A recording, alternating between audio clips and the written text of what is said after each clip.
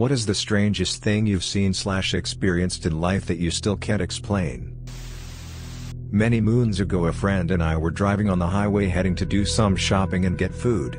We ended up right behind this pickup truck that had a lot of loose lumber and construction material bouncing around in it. He and I turned and looked at each other, and without saying a word he moved 2 lanes over and slowed down to get away from this death trap. About a minute later, a large piece of wood comes tumbling out of the back of the truck and onto the highway. At the angle it came out, it would have smashed right into our windshield. It bounced over the 2 lanes and we wound up running it over anyway. We pulled over and were going through the hole. Did we just almost die? Conversation when my phone rings. It's my wife. Are you guys okay? I was taking a nap and had a dream you were in a car accident. I share a room with my brother and our bedroom door will randomly open if you don't close it a certain way. We used to get scared as kids when it would randomly open. So now every night we make sure it's closed the right way before we go to bed. One night, my brother and I were watching TV and eventually we just got too tired, so we didn't bother closing the door the proper way. We eventually just knocked out. Then later that night I randomly wake up. It's dark and I see a shadowy figure of a man walk across my room. I try screaming and moving but I can't. It was the first time I had sleep paralysis. I see the figure walk towards the window near the bed my brother was sleeping in and just stare out the window. Eventually I fall back asleep. The next morning I go to work and tell my coworker about the dream I had last night. She reassures me that I just had sleep paralysis, and it's nothing to worry about because she gets it all the time. I'm like, yeah, I was just really tired last night, so it probably was sleep paralysis. When I get home from work, my sister's home. I tell her, yo, I had the craziest dream last night. I think I had sleep paralysis, but before I tell her my dream she said, you had sleep paralysis? No you didn't, because I think I saw you randomly walk into my room last night and stare out the window. I was tripping out because she told me exactly what I saw before I even told her. I don't think it could have been a stranger or a burglar in the house because I have 4 dogs and they would have been barking the entire time. Probably one of the most weirdest things that happened to me. When I was younger, I was staying at a friend's house. His parents made him take piano lessons, so they had a piano in their living room. From the basement, around midnight, we heard a short little melody, 5 seconds, play on the piano. His parents did not play, and we did not hear anyone walking around upstairs. Scared the shit out of both of us. My only explanation is that his cat jumped on it and coincidentally played something pleasing. Seems hard to believe though. When I was a kid we had a piano in the living room. My mom is and always has been a light sleeper. One night she was woken up by an eerie, disjointed tune being played on the piano. She went downstairs, nothing. She was woken up again a couple nights later. She was getting really creeped out until she finally caught the culprit, our fat orange tabby cat walking across the piano keys. I was sitting in my room listening to music and the volume kept turning down. I turned it back up. The 3rd time it happened I heard a loud sigh and it went down again. A few weeks later my brother threw a cricket bat at me and it made a hole in the wall. Inside the hole was a pair of old lady stockings tied around a clump of hair. We freaked out. We had to put a poster over the hole in the wall so Dad didn't lose his mind, so we didn't tell anyone. Freaky, and my brother was only about 8, so no, he wasn't messing with me. I was haunted by a voodoo grandma who hated Duran Duran. So I'm walking to work. I'm 21. Old man passes me who I've never seen before. He stops me and asks, excuse me, at 323, do you know where the nearest chemist is? I'm wondering how the hell he knows my name. I'm not wearing my name badge, I'm on my own, so he can't have heard someone call me it, and I've never seen him before in my life. I think I must have misheard him. I tell him the directions and then clear as day he says, thanks very much for your help, at 323, have a good day. At this point I have to ask if he knows me from somewhere, but he looks very confused and says he doesn't. So basically random old man knew my name. One time when I was about 12 I was so angry for some reason that is too silly to remember. I entered my room and slammed the door so hard and went straight to bed. Then I realized the lights are off. I'm not used to be in total darkness, but I'm too angry to go and turn them on. So then something weird happened. I heard 3 claps right next to my bed. I acted like it's nothing and I'm just imagining. A minute later, the same 3 claps came back, so I stood up so quietly, 'cause in my mind, the ghost will only attack if you run. Then I walked slowly to the door, and I tried to open it gently while saying out loud, and I swear that's what I said, "I'm just gonna get me a glass of water," but it wouldn't open. Now I'm having a panic attack, I just wanna go out. Then it opened and I bolted my way to my parents' room. And I slept right by their bed that night. After that, I always slept with the door open and the hallway lights are on. As a child, my imaginary friend Mike, nobody believes me to this day. He was a kid like me and stayed in the tree outside my window, and would come down to my window and knock. If not, he would just come out of my closet. My mom recently told me that she would freak out when she would listen over the baby monitor. She said she would hear noises that were consistent with someone else being there but would quickly go check and see nothing. She said one time she freaked out so much that she had me sleep with her and dad for 2 months straight. We moved out shortly thereafter. This was about 20 years ago. My teenage sister was talking to my mom and me in the living room one afternoon. She gets a weird look on her face, stops mid-sentence and says, "I have to answer the phone." It wasn't ringing. My family, like everyone, had a landline phone in the mid-90s. It was wall-mounted in the next room over, the kitchen. As she walks toward the kitchen, the phone begins to ring. "Hello? Yes, this is she. She never talked like this." "Yes. Yes. Okay. I will." She hangs up the phone. No goodbye. My mom and I are pretty unnerved at this point. "Who is that?" We ask, "Who is who?" She responds, "On the phone." We say, "When was I on the phone?" She replies, thinking we're full of it. She had, and still has, no recollection of what had just happened. I think about it constantly, 20 years later. In high school, I made my room in our partially finished basement for several years. I'm the oldest of 4 and wanted my own larger space away from my siblings. It was a fairly large house but laid out pretty simply, rectangular footprint, 2-story, plus basement, stacked staircases in the middle of the house. Being in the basement, you get used to all the sounds of a house, noises from the house settling or wood creaking with temperature changes, people's footstep patterns and certainly staircase utilization. You can easily discern direction by the sound. On several occasions late at night I heard someone use the main staircase, coming down from the second floor, and then heard footsteps into the kitchen, directly over my room.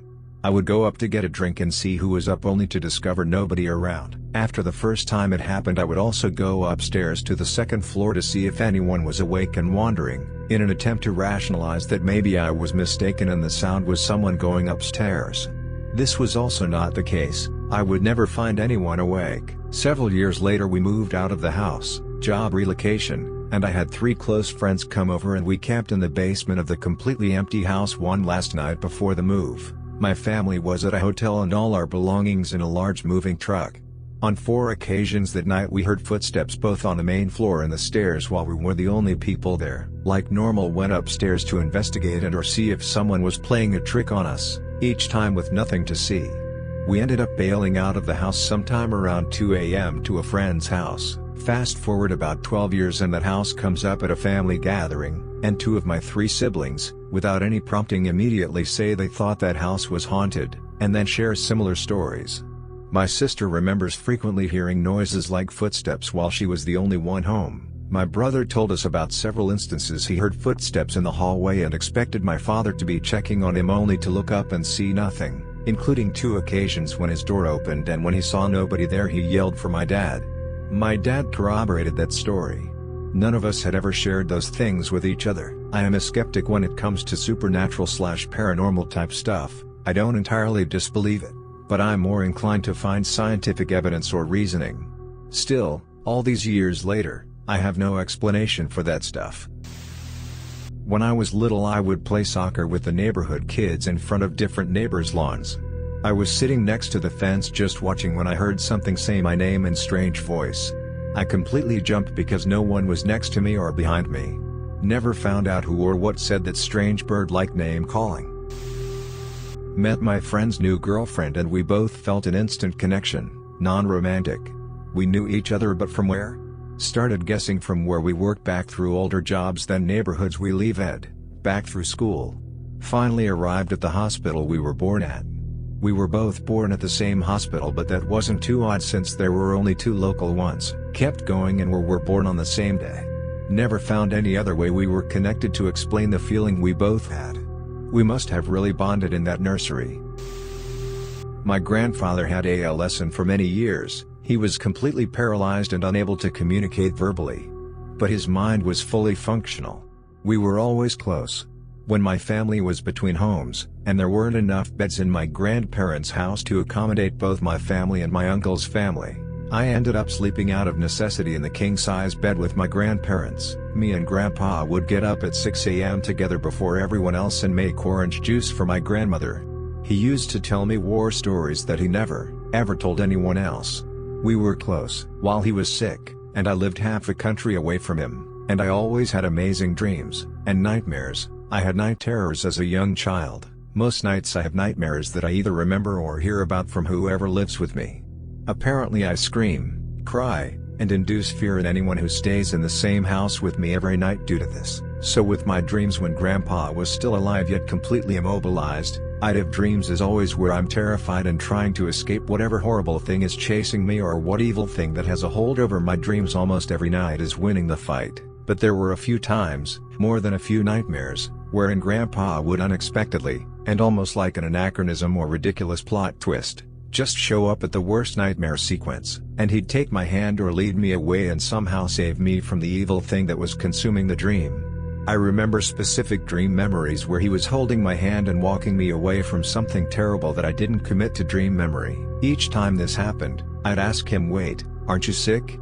How are you walking and talking and holding my hand? Seriously?" He'd answer, "I am sick. You know. But don't worry about it," and we'd walk away from whatever evil was threatening me. After he passed away, these dreams stopped. My grandmother was still alive. I made her a drawing done in water-soluble crayon of my grandfather and framed it archivally. She hung it up in her house. The house sat under 12 feet of water for 2 weeks from Hurricane Katrina. She and I laughed that it was lost. The only salvageable thing from the house was the drawing that had somehow shed its archival frame and sat untouched on top of a piece of furniture during the flood. A year and a half prior, I stayed with my grandmother for a week in that house that Grandpa built 60 years earlier. I had nightmares every night there for a week and they all took place in that house. The only one I remember was that the dresser from the master bedroom was in the hallway, blocking the room. I walked into my grandmother's bedroom, and it was coated in mold. She was dying on the bed, which was moldy, too, and there was a cat there, taking care of her and telling me that she was okay. After the hurricane, and I saw it for myself, the dresser had floated in the flood down the hallway to settle in the exact place I had dreamed it. I climbed over it and looked into the bedroom which I couldn't access. It matched my dream. Mold and all, I still dream about cats here and there. I've had a few cool-ass cats since then. But that was the first dream I ever had wherein a cat was important. Also, Grandpa always got adopted by cats. Over the years, he probably had about 15 different cats that lived under that house. The cat in that dream was a tuxedo, the same as my current cat, the same as my mother's cat when she was a child. The whole cat part probably means nothing, but the rest shook me up and still does. The night my grandmother died, I heard voices coming from her room. The only people in the house were me, Grandma and my mother. It was about 1 o'clock in the morning and I could hear my mother snoring in the other room. So I knew she wasn't in there talking to Grandma, and I would have recognized her voice if she was. These were voices I did not recognize. Furthermore, one of them was distinctly male. I very clearly heard my grandmother say, "Oh, how have you been?" And the male voice responded too low for me to make out the words, but my grandma sounded so happy to be chatting with him. By this time, I had gotten up and had my hand on the doorknob, about to go into her room and investigate what the hell was up, when I heard a female voice, not my grandma, saying, "It's time to go now."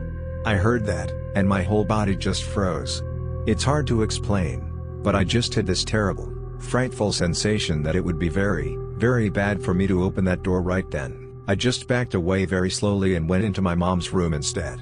I felt so cold all over, like I had been standing outside in a snowstorm, so I got under the covers and just laid there until my mom woke up.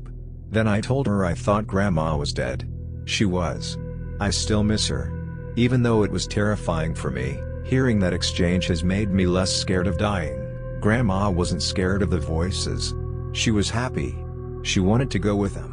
I hope she comes for me when it's my time. Some interesting additional information I found out after talking it over with my mom. When she found Gron's body, She was on the floor a few feet from her bed, on the left side of the room, away from the door. Gran had been bedridden for 2 months prior to this, and the only thing in that corner of the room was this ancient suitcase that she had carried all her life, from Kansas to California to Oklahoma and back again. It had some sentimental items, mostly pictures and a pair of black satin gloves which I now own. She had also somehow managed to put her shoes on. We can only guess she was getting herself ready to go on with her journey. The day before, the hospice nurse had told my mom it would be coming soon. And this was good because she was in incredible pain from breast cancer and metastatic disease. My mom and I had tearfully sat down with Gran and told her it was okay for her to go, we loved her, etc. I promised her I'd take care of my mom, and she went to sleep with us holding her hands. That was the last conversation we had with her. Spent a week in the Highlands of Scotland with his 3 brothers, their wives and kids. We rented a building at some huge house in the middle of nowhere. If you've been to the Highlands, you'll know what I mean. This building had 3 floors and we were all on the 2nd floor watching TV. My son was about to go for a cigarette downstairs. He opens the door onto the hallway and stops. I can hear someone sweeping downstairs. We all stood and listened. We all heard it and crept downstairs together. No one was down there.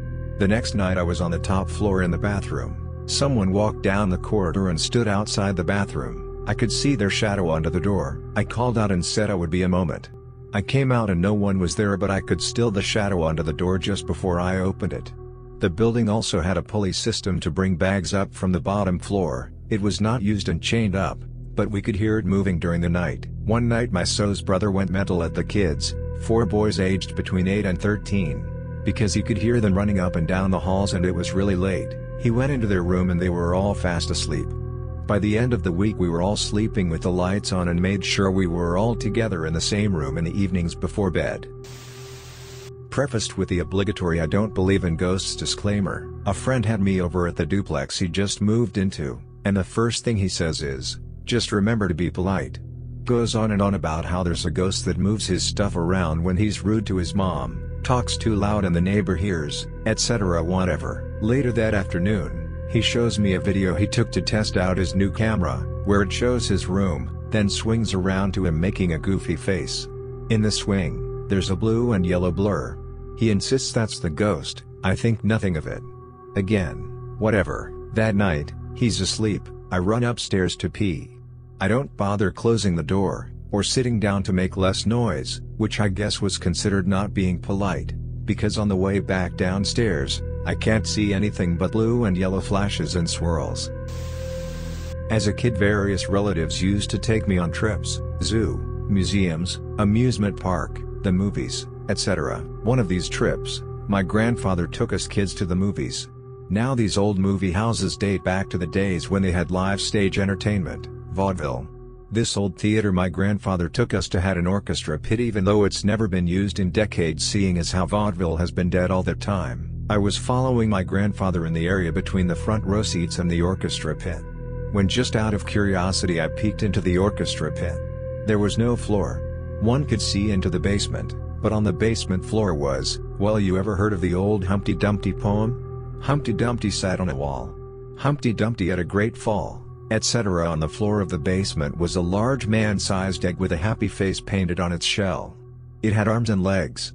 It was on its back, flailing its arms and legs as if it were trying to stand up but couldn't due to its egg shape. I looked away at my grandfather for a second, then looked back into the orchestra pit.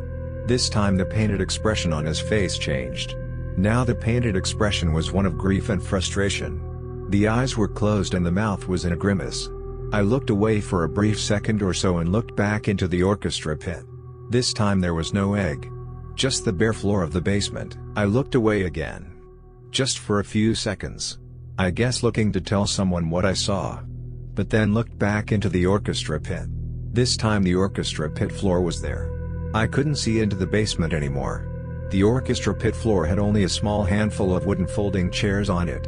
Nothing else. As the years passed, and I was going to the movies on my own, sometimes I went to that very theater again. Each and every time I did, before the movie started, I'd go take a look into the orchestra pit. But I never saw anything like that again. Just the plain old floor of the orchestra pit. Reason I bring this up, is because the weirdest thing happened yesterday night. I went to my room. I go to bed and when I open my eyes, one of the doors are wide open. Now I had just figured that some clothes fell over in the closet, and that's what caused it to open. I go towards the closet door and see that nothing fell. I close it thinking maybe the door was open the whole time and I just didn't notice it when I was in my room. I head back to bed, and turn my back from the closet doors. This time I hear a door swing open. I turn and look at the closet doors and the same door was now open halfway. Now I don't believe in any superstitions, and am a very rational guy, but there is absolutely no explanation I have for the reason the door opened twice. The first thing that did come to my mind the second time that door opened, was that there was someone in my closet. My aunt told me a story of how she and her husband and kids were at her grandmother's house for the grandmother's funeral. They had her ashes in the house, but they put them in a closet because a realtor was coming that day to show the house or something.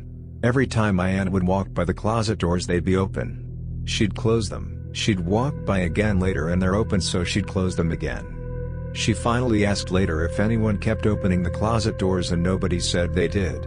So they all dispersed to do their own things and my aunt waited in a room near the closet and she heard them open, but nobody was around to do it. She thought maybe the grandmother didn't want to be stuck in the closet, so she took the urn out and the doors didn't open anymore. When I was 1 to 2 years old I couldn't eat bread and other food alike for a couple of months. Always made me puke. My parents went to a bunch of doctors and I got checked for allergies etc. Results came back negative and by the time I was getting close to get hospitalized. As a last ditch my parents took me to some wicked homeopathic voodoo warlock guy who did his thing and gave me dome globuli. After a few days I was able to eat all the food without any problems. Thing is, there is zero evidence or explanation that homeopathy works. Especially children in that age don't tend to fall for placebos. On the other hand something made me able to eat the food. To this day I call homeopathy big time BS and rip-off, but this incident is still beyond me. This is going to sound crazy but I have so many. The house I grew up in was creepy as hell. I had always had unsettling events happen to me there. Earliest one was when I was a toddler in one of those mobile bouncy chairs hopping around in the backyard with my then 5-year-old sister and mom. The phone rings and mom runs to go grab it. In the few minutes she is gone I manage to bounce my way across the yard and into the pool. My sister hears the splash and her first instinct is to jump in after me. She's always has a strong maternal instinct when it comes to my brothers and I, when a black, distorted figure appears next to her telling her to not save me and that I would be fine on my own. Thank God she ignored this apparition and jumped in and grabbed me. My mom returns about 2 minutes later to my sister practically drowning herself trying to keep me above water. I'm so thankful for her. Another time, when I was about 12, I was finally granted the allowance to stay home alone for a few hours. My mom was leaving for the grocery store and was only to be gone a few minutes. I insisted on staying home, and she granted my wish. I remember sitting in a swivelly chair watching some show on the telly with my ponytail draped over the back of the headrest. A few minutes after my mom left, I felt what I thought was a light tug on my hair, which I quickly disregarded as my hair being caught on something, and presumed watching whichever show was on at the time. Then, a few moments later, I felt a tug. At this point I freaked out and ran into the kitchen where I waited for my mother for an hour. Later on I examined the chair to see if in any way my hair could have just been caught on something, but the chair is a solid shape made of velvet. A few years later we got a dog who would stand at the top of the stairs growling and barking at that specific corner of the house where the TV used to be. A few months later it was my older sister's birthday and her boyfriend at the time had given her a SpongeBob balloon. My sister loved SpongeBob so she kept the balloon until his was practically deflated on the floor. One day my sister and I were doing our makeup for fun in her closet mirrors. The closet doors were mirrors, when the balloon all of a sudden rose from the other side of her room and quickly floated at us hitting me in the back of the head. My sister and I freaked out but then later decided there must have been a strong draft in the room. Until later in the week my younger brother runs down the stairs crying as the balloon turns the corner of the hallway then proceeds to follow him down the stairs. My sister and I grabbed knives after that and slashed the balloon to shreds. Now when I see SpongeBob balloons at the grocery store they scare the shit out of me. Last instance I can remember right now is a conversation I had with my sister about 2 years ago. My sister and I's rooms were right next to each other and my closet wall was her wall at the head of her bed. I confided in her that when I was a teen I would sometimes wake up in the middle of the night and see a shadow-like male figure in the corner of my room near my closet. My sister was shocked and told me she regularly experienced the same thing too. Flash forward 6 months after we move out and I discover that the son of previous tenants hanged himself in my closet. Obviously I had a lot of good memories in that house and growing up with my family, but boy am I glad to have gotten out of there. My father, sister, and I were driving towards someplace and suddenly we realized we were not on the road we thought we were on a completely different street. We were freaked out and tried to pinpoint where my father may have made these turns, but no one could remember my dad turning at any point. As far as we were aware we had driven in a straight line the entire time, though that should have been impossible. We knew about driving amnesia but weren't aware it could happen to 3 people all at once. We weren't even driving a long distance on an empty highway, it was a busy street. I was about 9 years old and at that time living in Brooklyn, New York. Going to the grocery store was a matter of walking a block down and 1 block to the right to get to my local grocery store. However, the grocery store was on the far corner of the block, which of course meant I had to cross a street to get to it, which wasn't a problem as I used to do it all the time for my mom. However, one time when I was crossing that street, I wasn't paying attention, and a car was driving at roughly 45 to 50 miles per hour down the block, which of course is insane in a residential neighborhood. But whatever. Anyways, I didn't notice the car and I was looking the opposite direction while I was crossing. I don't remember why, I know it was moronic of me, and the car was speeding down just as I was about to cross and involuntarily kill myself. A really old creepy lady put her hand on my shoulder, which prompted me to stop what I was about to do and look behind me as to why this lady's hand was on my shoulder. Anyways, I turn around and the car just flies right by me, so I look in front of me and was like, holy shit, I almost killed myself. Here's the crazy/creepy part though. After noticing I was about to die, I turn around to thank this old lady for saving my life, and she's just gone. Nowhere to be found. And this is an old lady we're talking about, roughly about 75 to 80 years old. I was mind blown. She stops me from dying, and just disappears into thin air. No matter which direction I turned I couldn't find her, which was creepy as shit. Until this day I'm not sure whether an old lady really did stop me from crossing that street, or if it was some kind of angel that stopped me and I thought it was a real person. Whatever the case may be, I wouldn't be writing this comment if it wasn't for her/it, whatever it was. I'm a nurse and I was working in a ward one evening when a fairly odd thing happened. I was standing in the hallway at the sink, washing my hands, when I noticed a little old lady in a green nightie going into the patient room a few doors up. It takes me a second or two, but then I realized 2 things. That room was empty and the door was closed. The little old lady in the green nightie had drifted through the closed door. The door was still closed when I went down there to check it out, but I opened it anyway and checked the room/bathroom thoroughly. Nope, no little old lady, no one at all. I still don't really believe in ghosts, but I have no idea what else it could have been. Dude, I swear this has happened to me too, and it's the first thing I thought of when I read the headline. This bright light in the sky that looked to be as far away as the rest of the stars around it was moving freely through space, very slowly as well. It would make turns here and there and did a full circle once, then it slowly disappeared into space where I could no longer see it.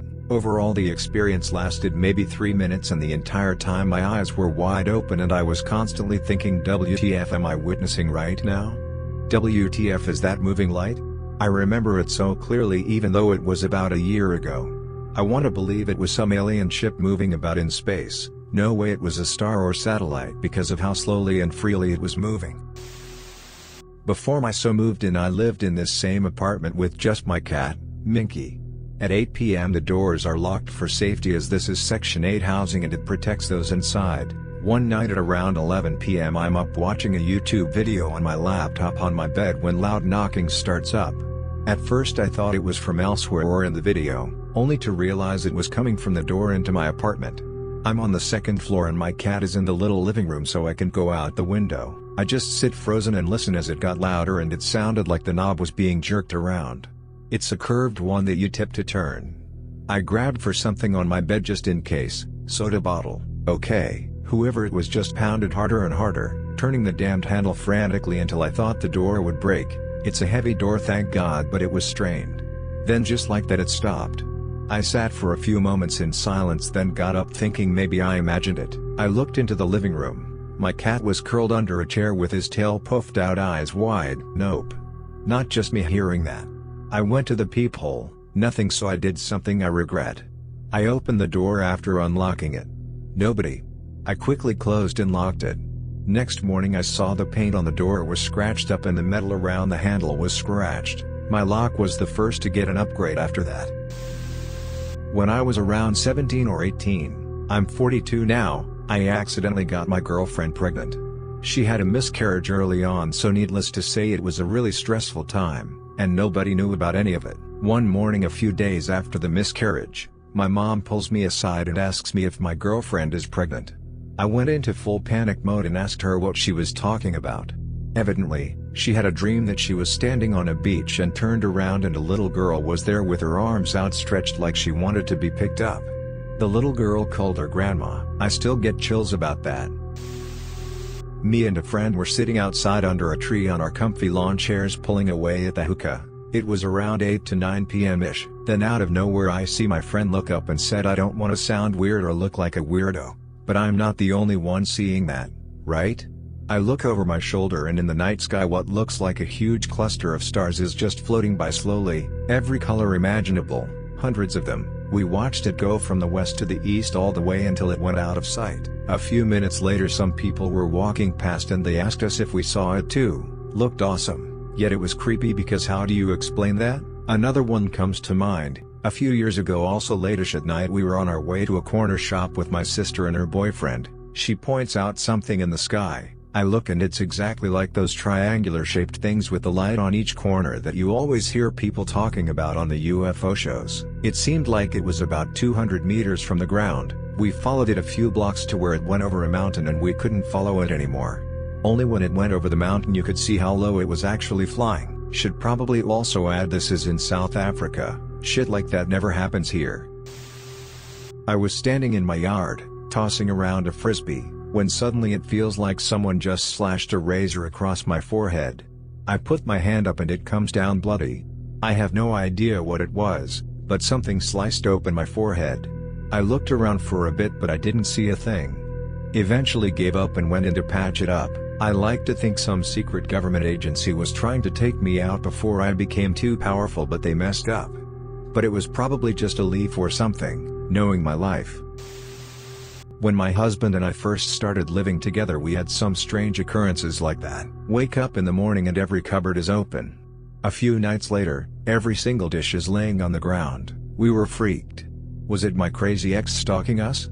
Was it a ghost? A few nights later I hear rumbling in the bathroom. I jump up and there is my husband taking everything out of the cupboard and setting on the floor. Turns out Benadryl makes some people sleepwalk and he had been having issues with allergies. My roommate in college and I once saw a black shadow that had a head, shoulders, and torso gliding in our room. Prior to this, we had noticed a weird shadow or flickering but only managed to see it directly that one time. I've posted about this a few other times. There's a bit more to the story that I can get into if you guys are interested. I'm actually experiencing one right now and would appreciate any input anyone can offer. I'm going to speed through the initial story, so please stick with me. I have posted the first experience under a different username that I have since deleted, so if it sounds familiar, yes, that was me. First experience: my husband and I share a bed, obviously, and we have designated sleeping positions. He faces away from me, towards the bathroom door, and I face away from him, towards the window. Essentially we sleep with our backs to each other. Let me stress that we very rarely change out of our positions. Anywho, one night I just can't sleep. I've got my back to him but my neck hurts. I'm not really 100% awake since my eyes are still closed but my mind is conscious. So I turn over. Even though my eyes are closed I can see something standing over my husband, who is sleeping in his normal position. The figure is dark, shadowy, I guess is the best way to describe it. I remember it was tall, like almost to the ceiling. As soon as I turn, the shadow's face lunges past my husband's body and straight to me. I don't remember its face, just that I felt extreme hatred and anger. Like it wanted me dead in the worst way possible. I turned over immediately, I guess from shock, but managed to fall asleep quickly. Honestly, it all happened so quick I thought it was a dream when I woke up. That morning, I wanted to tell my husband but decided against it. He is very against the paranormal. Like, he won't have anything to do with it. His mom is the same, so I assume he gets it from her. Their rule, if you don't acknowledge it, it can't hurt you, but as I'm making breakfast I can tell something is wrong. He's obviously troubled and it's making me uneasy. I pester him about it until he finally relents. He tries to be nonchalant but I can tell he's visibly upset. He admits that he had a nightmare. He puts on such a tough guy facade so I know it's hard for him to talk about. Basically some evil entity was whispering in his ear, telling my husband to turn over and do really bad shit. I prodded him but only discovered it would result in my slow, painful death. He did not go into specifics and I really didn't want to know. We've been together for a while so I wrote it off as couples sharing dreams. I don't even know if that's possible but it sounds good. I wish I could say that was the end of it, but it's not. These might be unrelated but I'm starting to get concerned. Second experience, so a month or so after the nightmare incident, I was sleeping in on a weekend. We had a late night before but my husband's an early bird so he was out of bed. I think it was around 10 a.m. Sometimes when he gets up and does his morning routine, he'll get back in bed with me and wait until I wake up. My eyes closed, I stretch and feel the warmth of the sun on my face. I'm just laying there, debating whether I should get up to pee or not when I feel something next to me shift. I didn't even hear him come in and sit next to me. So I wriggle onto the sheets again, eyes still closed, and try to cuddle up with him. I can feel his elbow next to my face. All of a sudden, I hear him sneeze from the other room and as I realize that's not my husband next to me, something comes down on my mouth and chest and I can't breathe. I don't feel a physical hand or anything but it's immense pressure. My legs are kicking in the sheets, my heart is thudding and I can't scream, I can't make a sound, and as soon as the feeling came, it left. I could finally sit up and look around, but nothing was there. Edit. There has also been a case of the angel on our Christmas tree moving in all sorts of directions. My husband received her free from a thrift store, where we got our tree. I positioned her to face the front door and the next morning she was moved to face the kitchen. I only realized it when my husband was adamant about knowing if I moved it or not. Of course I didn't. Edit 2. After the two incidents mentioned above, some weeks later, I was folding laundry in our room. The bathroom door is behind me. Just for reference, our house is kind of funny designed. Our bathroom has two doors, one that leads to our bedroom and on the other side leads to the shower room. Then the shower room has two doors, one that leads to our bathroom and then the other leads to the hallway bathroom. Basically I can walk through our bathroom, the shower room and then another bathroom to reach the hallway. So as I'm folding laundry and watching Netflix when I heard my husband yell "babe" from what sounds like the bathroom behind me. Since he didn't come through the bedroom to use the bathroom I assume he went through the other bathroom/shower to get to this one. I figure he's out of toilet paper or something.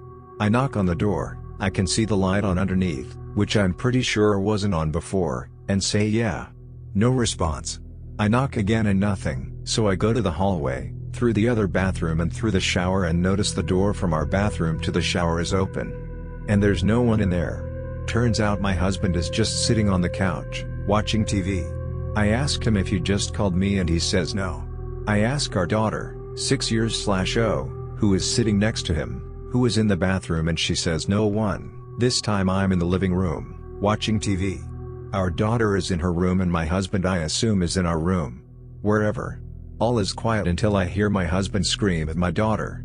I've never heard him more angry and honestly, it felt as if the whole house shook. I believe he yelled "sit down" on the bed. Wondering what the hell our child could do to elicit that reaction from him, I run over. My husband is sitting on our bed, watching TV. Our daughter is in her room, playing dolls. My heart is still pounding so it's taking me a second to assess the situation. Neither one heard the yell or any noise at all. That's impossible, since our house isn't that big. I have no idea if it was in my head or what, but it made me feel as if I was cracking up. Last one, which happened last week. We're in our room and our daughter is with us and we're watching Jungle Book on Netflix. She's lost interest a bit but my husband and I are still watching. Out of the corner of my eye, I see something dark scurry to our closet.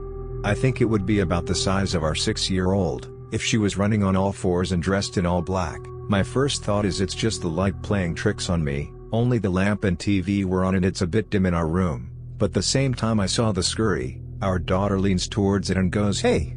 I turn towards my husband and he's already looking at me. I didn't want to ask him but I know he saw the same thing. I asked my daughter why she said hey and she shrugged and said she saw a black boy in the closet, like it was no big deal.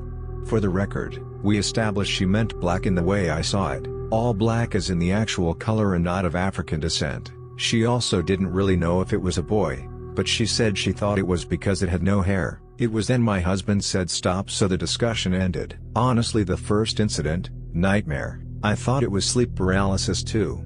I'd like to think it still is, and all of the other incidents are creepy coincidences. We do have a carbon monoxide detector, which we verified was working this past weekend. In regards to the angel, I kind of wish all of this has happened after we bought her, just so we can have something to blame all these happenings on, but unfortunately it did not. We moved in the house in May and it started happening a couple months after. We just bought the angel after Thanksgiving, along with the plastic tree. Honestly, we are thinking of buying sage for the house, and I've gotten a lot of messages on what to do when I experience something else. These incidents, while typed out altogether, seem horrifying, but honestly our day-to-days are pretty normal.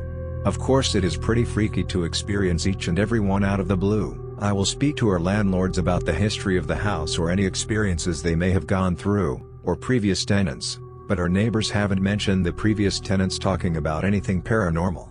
That doesn't mean anything, of course, not everyone would want to talk about this. Got up at like 5 a.m., took the dog out and was smoking a cigarette. Suddenly the dog comes running back to the house whining and scared. I looked over at the corner of the house and saw a small, like 3'1"/2" feet tall humanoid with a hunched back, totally bald and moist looking, step out from corner. It turned and looked at me. I just watched it, then it turned around and walked back behind the house. Never saw it again. No idea what it was, but we had a big yard with a 6-foot wood fence and no neighbors, so I'm pretty sure it wasn't a person, and the way the dog reacted was uncharacteristic for him. I think I've commented this in the past but can't find it. I was driving along the M4 into Wales one Saturday afternoon. Was minding my own business at about 75 miles per hour in the middle of 3 lanes, thin traffic. Suddenly I see blue lights behind me, a little way back. There's a guy overtaking me, so I slow down a bit to let him in front and let the police past. Out of the corner of my eye, I see the car with the blue lights pull alongside me at a crazy speed and somehow slow quickly enough and unnaturally enough to make me take notice, matching my speed, whilst the car in the fast lane takes his sweet time pulling in. I glance at the car with the blue lights. It's a base model Peugeot 106. Black plastic bumpers, clip-on wheel trims, wholly nondescript with very well hidden blue lights. For those in the USA, the non-sporting models of the 106 were offered with a 1.4 petrol engine, maximum, and might be able to do 100 miles per hour. If you drop it off a cliff at 90 miles per hour, the road clears in front of him, and without any squatting, squirreling, noise or any sign of stress, he goes. I mean, he just speeds off at a pace I've never seen. I've seen an awful lot of race cars, but that was something else. It was like watching one of those awful sped-up chase scenes from Knight Rider. He'd easily doubled his speed in a couple of seconds. I just put it down to being something I wasn't supposed to see. I have many stories pertaining to weird shit. This one is relatively tame, but I'll mention it because it was witnessed by 2 other people. Back when I was around 7 or 8 years old, I was sat in the front room watching TV with my dad. Now, bear with me because I'm not the best at describing details. Briefly, I was sat on the sofa with my back to the kitchen. The kitchen door was on the wall behind me and to the left. My dad was sat on the other side of the room with his right hand side to me, as he was facing the TV directly.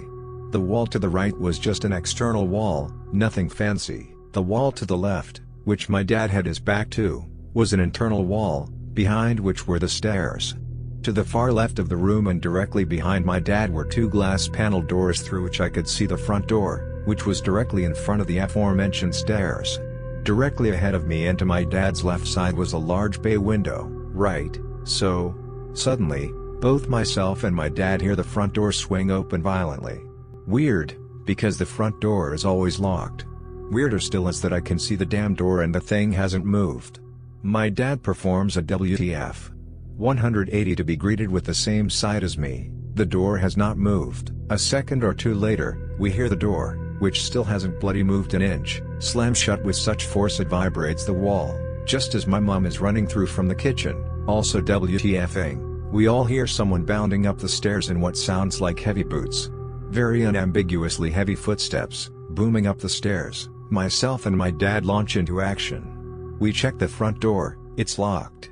We go upstairs, no sign of anybody. The house is detached, so there is no noise from neighbors. It was a bright, sunny afternoon, but no windows were open. Even if there were, we ruled out wind because there was nary a gentle breeze. But here's where it gets really WTF. It was, in a way, a dislocated echo of the past. You see, that very scene used to play itself out about 14 miles away at my grandma's house on a fairly regular basis.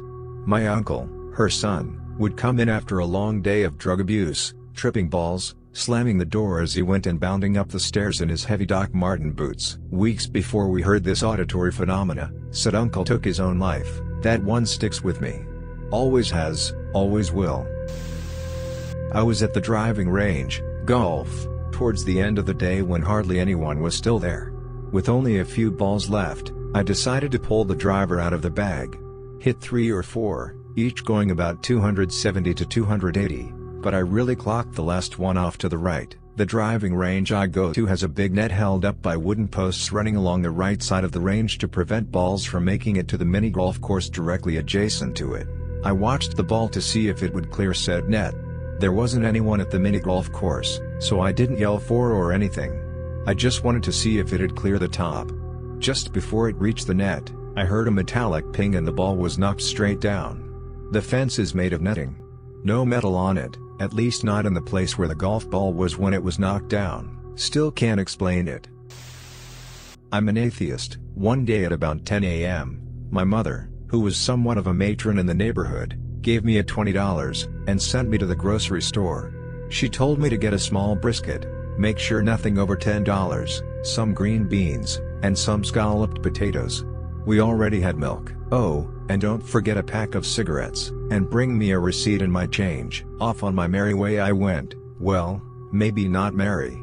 I was a sullen 16-year-old, a 2-mile walk from our home, to the local discount grocery store. We were poor, and I knew this was going to feed the family, my mother and her boyfriend, my little sister, and myself, for 2 days. Supper tonight, and sandwiches for the blue collars tomorrow. I came back with what I was told to get.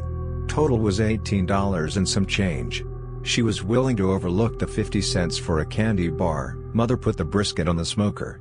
I helped clean the house and prepare food as I'd done for my family since I was 10 years old. Another story on how that started may come later. A few hours later at about 4 p.m. it was a small brisket. She sent me on the rounds to the neighborhood. Go up the hill and get Johnny and the Wineheads. Yep, that was what we called them. They liked their MD 20/20. Presently, I came down with Johnny, Alan, and Mike. They shot the bull with my stepdad Larry, a former winehead, for a bit. He had since cut back to beer, and myself for a few minutes, until Mother sent me off on another errand. Go across the street, and get Steve and Deborah and their girls, and tell them dinner is ready. So here come 5 more people. Now, we've always had an open door in the house I grew up in. We may not agree with you, but we'll feed you. I was no stranger to a whispered "go put some more water in the stew, we're gonna have soup," when company would show up at whatever time they did. But I also knew my mother didn't have any other money. She'd been complaining that she knew she'd be out of cigarettes tomorrow, and what was she gonna do? She's sure to kill one of these damned kids if she couldn't sneak away for some back porch time. I also knew that this was all the food we had until payday, 3 days away. Also, since I had purchased the food, I knew what came in and out of that kitchen that day. Brisket, green beans, scalloped potatoes. I know that was it. To this day, and until my dying day, I'll know it. Why are we giving our food away? My 16-year-old brain wondered. The Wineheads have spent more than $50 on their alcohol this week. I just saw Steve buy a used car last week. I know these dumbasses have money, and we sure as hell don't. We better be getting something out of this, thought my 16-year-old brain, but I had been subject to more than enough backhands to know better than to ask questions. So I did what I was told. Then my sister came over unannounced with her boyfriend and daughter. We can't turn them away, of course. 3 more, then my brother, and his wife and his 3 kids, also out of the blue. 5 more, so we're all sitting on the porch and it's become a gathering at this point.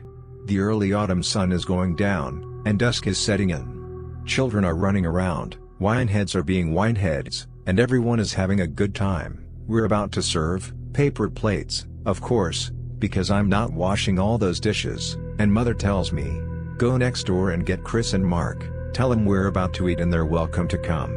2 more. Then, to top it off, my girlfriend at the time came. 23 people. My mother came out to the porch and announced in her thick Fort Worth, West Texas hybrid accent, "Y'all come on in and feed yourselves. I'm not a restaurant, I don't wait tables anymore." We went into the kitchen in a single file, except for the kids who ran wild like children tend to do, and there it was. Brisket, green beans, scalloped potatoes, we all served ourselves. I know we had to have done so, because mother was going on about how she was afraid the paper plates weren't going to last. I know we all got a plate. I know we all got all 3 items on offer, either because we liked them, or because even those that didn't like them were gracious enough to know that you don't turn your nose up at free food when you're poor, as all of us were. I know some of us came back for seconds. I sure as hell did. At 16, I was 6 feet 1 inch, and wasn't fat yet. This was around that 3 weeks in my life that I could eat everything in sight and not gain weight. So I came back for more. I know my brother came back. I know my older sister did. I know the blue-collar workers came back for more. I know mother did. Brisket, green beans, scalloped potatoes. I know it seems like a silly thing to repeat, but 25 years later, I know what was on that table, and how much. I'd walked 4 miles to get it home. I'd purchased it. I'd helped cook it, and I'd watched 23 people eat from this never-ending bounty. I'd watched at least half of them return for seconds, and at the end of the night, I watched my mother press into the hands of everyone there a little something extra that she had wrapped up in foil, "So y'all can have something for lunch tomorrow." And the next day, Larry, mother, my little sister, and I finished off the last of that tiny brisket, in the form of sandwiches. I'd never seen it before, and indeed, it took a few weeks for me to really understand what had happened. I've never seen anything like it since. And I likely never will. I know I'm late to the party, but for those who read it, thank you for letting me tell my story, and thank you/you/Deathstroke10, for allowing me to relive a very fond, if very misty, memory from my youth. I woke up one night to someone shaking my shoulder. I opened my eyes expecting to see my mom, but nobody was there. It was at this time I realized I couldn't move. Sleep paralysis. The shaking got more vigorous. I told myself to relax and try to close my eyes to fall asleep again. That's the only way I've found to escape sleep paralysis. When I woke up again, I was shit scared. That was the 3rd time I had sleep paralysis, but the first time I had hallucinated. Still scares me when I think about it.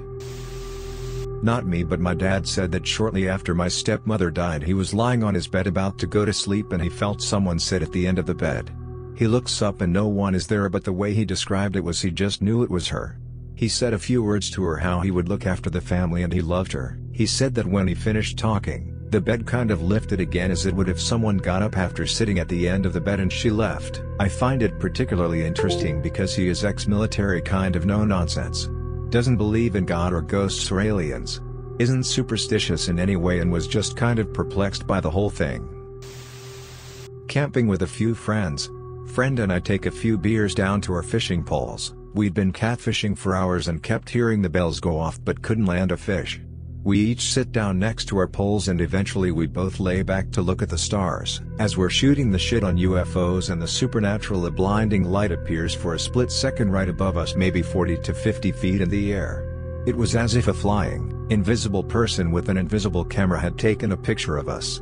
My friend and I both freaked out and started yelling to our other friends to ask if they'd seen the light. They had not. We sat there in amazement for a while talking about it. My friend's son then joined us. He checked on his pole and then sat down next to his dad while asking, "What were you guys yelling?" Shit. It happened again. The second time I thought the light lasted a second or two longer, but my friend swears it was there for the same length of time. It hadn't moved either. It was still right above us and no higher than we could throw a rock. We never saw it again though. Used to live in Tennessee. Traveled to Georgia one summer weekend to visit family. We went to an outdoor shopping outlet and my mom bought me a balloon, a sparkly blue balloon with a red string. The balloon was tied to my stroller. I undid the cord, and the balloon took to the sky. Fast forward 2 to 3 days later, we returned to our home. around 120 miles away, only to find a blue sparkling balloon with a red string in our backyard. I shit you not. I left my son, 6 years old, to spend the night with my mother. While I was driving that night, the temperature had dropped and I had forgotten my jacket and had wet hair from a recent shower. My car broke down on a long dark stretch of highway and I wasn't looking forward to a 3-mile walk to a gas station. And as a female, I don't casually take car rides from strangers. A van pulled alongside me as I walked on the side of the road.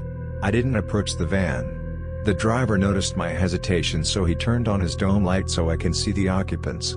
It was a man, his wife, and 2 small children. So I approached and accepted a ride to the gas station. The weird part was the next morning.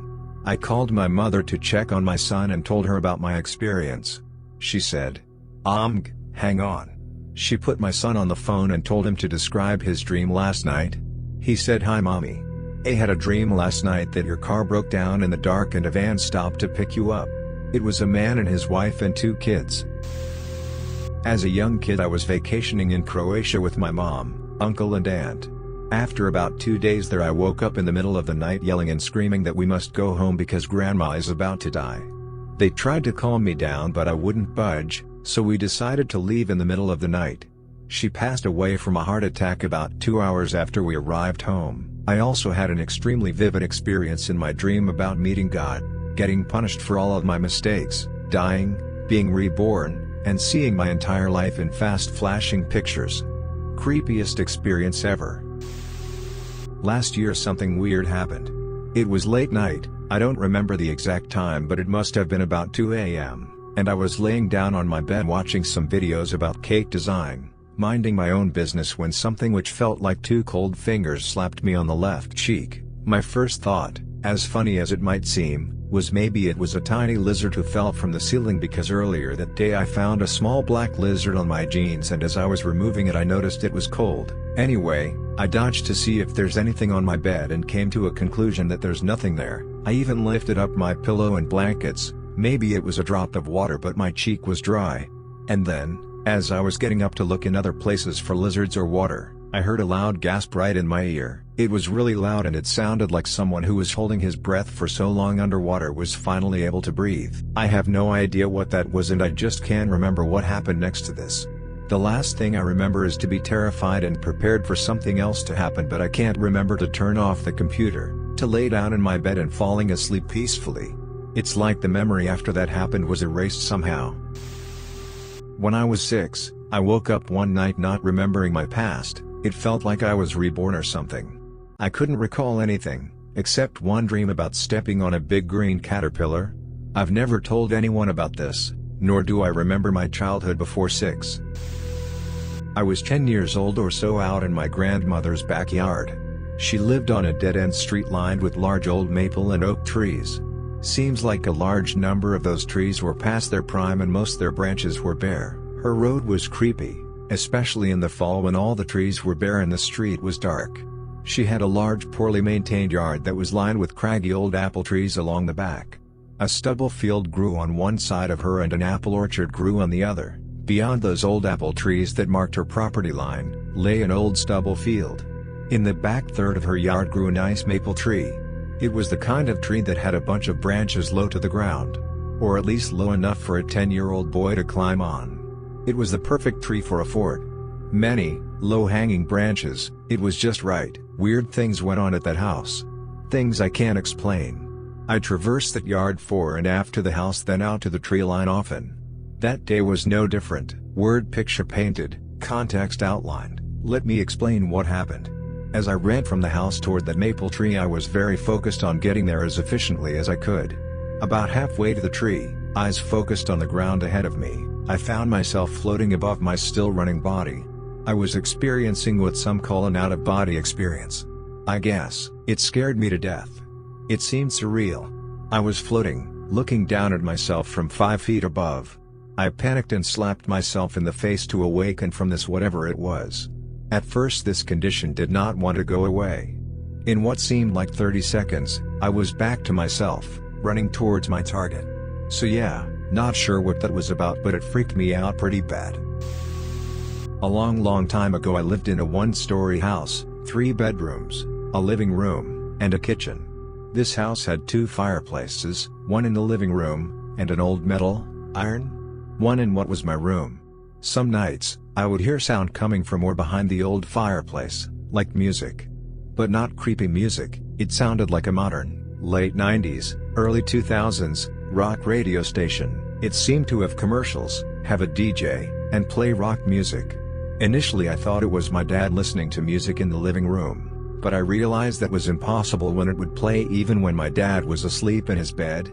I never tried to approach it or anything as far as I remember, and the nature of it meant I was never particularly fearful of it. Sometimes I would just fall asleep listening to the faint rock music, despite not knowing where it's coming from. In another house much later, I would notice sounds I couldn't explain. One example was mouse clicking from the downstairs computer, when nobody was using it. It freaked me out at first, but I eventually stopped caring about it.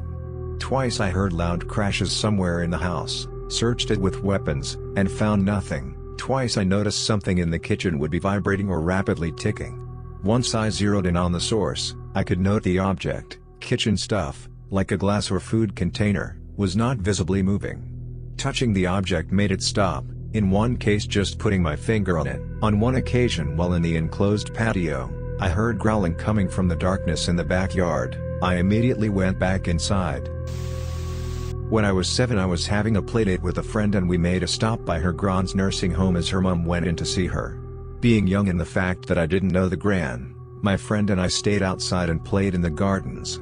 It was just us in the grounds apart from one old lady sitting on a bench at the other side, far away. In the gardens there was this big statue of a sort of Celtic cross thing about 10 feet tall that I wanted to go look at, but my friend said she was too scared and didn't want to go. While we had the discussion about going to see it or not, we were both looking at each other. We both heard a faint voice go ruin in a sing-song way. Neither of us said it and the old lady was so far away we would never hear her speak. We were not close to the building so the noise didn't come from in there and we weren't close to the street. There was no explanation for it. Now in our 20s we still talk about that day and the fact we have never found out who said that / what happened. I have a bit of a reverse one. Back in the 80s, emptying a waterbed by siphoning with a hose out the window of an apartment. Everything is going great, and once the thing has been totally emptied, look out the window to see no water on the ground outside. Look closer and notice the person in the apartment below left their window open. The hose had curled into someone else's apartment and the contents of an entire waterbed flooded their place. So somewhere out there, there's a person who came home to an apartment that was completely flooded with water for no apparent reason. I'm Chinese, living in Singapore. My grandfather used to have a giant altar at home that had statuettes of all these Chinese gods, like the Jade Emperor, the Goddess of Mercy, Guan Yu, etc. Every year he would be in charge of organizing this massive event, which my dad explained was the god's birthday celebration. During that day, there'd be a huge tent set up in a nearby field, the statuettes would be moved to a temporary altar in the tent, and mediums would come for the event and take turns invoking the various gods into their bodies so they could A, answer questions of the people who would show up to either ask for help or guidance, and B, have some fun chilling in a physical body, essentially, and sort of check in with the believers. I was a kid when my granddad was still alive and doing this, so I never really questioned it, just took it as a part of life. I knew the mediums, they were just regular guys who'd come and drink coffee with my granddad on occasion and shoot the breeze. But when they were possessed by the gods, they were suddenly capable of things that they really shouldn't be able to. I saw one guy cut his tongue repeatedly to use the blood to draw on paper amulets, but he had no wounds once he returned to his normal self. I saw another guy who was channeling Guan Yu lift the Guan Dao, I think the translation would be halberd, with one hand, when the thing was heavy enough that it usually took 2 men to lift it, and swing it around casually with the grace and expertise of someone who was used to that weapon. And he's average in build, with no martial arts training. We stopped having those major days, or celebrations after my granddad passed away, and his children all chose not to continue with his legacy, so the clan association members invited the god statuettes away to either stay in their homes or at their temples. And as I grew up, I realized that what I thought was normal was a very different childhood from most of my classmates, even those of the same race and religious background. There are many Shintan out there. Damn it, I'm not sure what that translates to. Temples? in Singapore and Malaysia and Taiwan that still have mediums that channel the gods regularly for people to ask for guidance.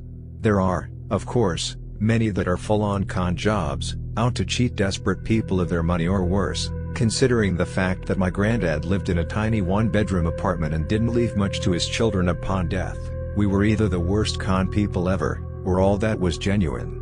It's hard for me to reconcile my childhood with the Western education and culture that I'm so much more familiar with. It's hard for me to reconcile that with science. It's bloody impossible for me to try to explain away the fact that one of the mediums came to my granddad's house one day out the blue, spontaneously channeled one of the gods, Qigong, without the usual ritualistic singing or preparation, and warned my granddad that if he went on that trip to China, he would die, and my granddad did fall violently sick upon his return, wasted away in a matter of days, and died weeks after. That medium liked to wear rings on his fingers that were super tight and usually required a lot of grease and effort to take off before he channeled the gods. You're not supposed to have any jewelry on you. That day in my granddad's living room, his rings flew off and we had to go hunt them out from under the coffee table. He didn't know my granddad was even going on that trip, or why he was going. But when he was channeling, he knew all the details. My Catholic, Eurasian husband has a hard time reconciling the woman he knows with that part of my life and how familiar I am with the various rituals and gods. I guess he thinks of it all as a rather old-fashioned ethnic belief system, and that people are just faking being mediums for purposes of parting the gullible with their money. I don't often talk about that part of my life because it's kinda hard to explain myself and I dread seeing the "are you kidding me?" expression on people's faces. And so, that's the hardest thing for me to explain. If you made it to the end of the video, thanks for watching. Don't forget to like, subscribe and share, and we will see you in the next video.